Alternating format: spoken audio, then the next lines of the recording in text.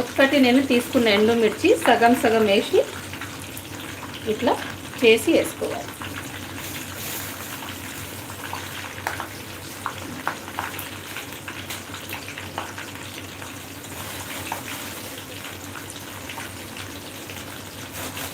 వాసన సూపర్ వస్తుందండి. మనం తాలింపు పెట్టుకుంటున్నాం కదా, వాసన అయితే భలే వస్తుంది.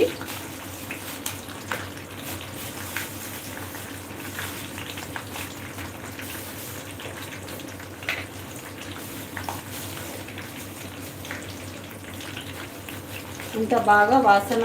మనము ఇది గ్రైండ్ కూడా చేసినాం కదా పచ్చడి, చూడండి కలర్ ఎంత బాగా వచ్చింది. ఇక మనం ఆయిల్లో వేస్తే ఇంకా యమ్మీ వాసన, యమ్మీ కలరు, అంత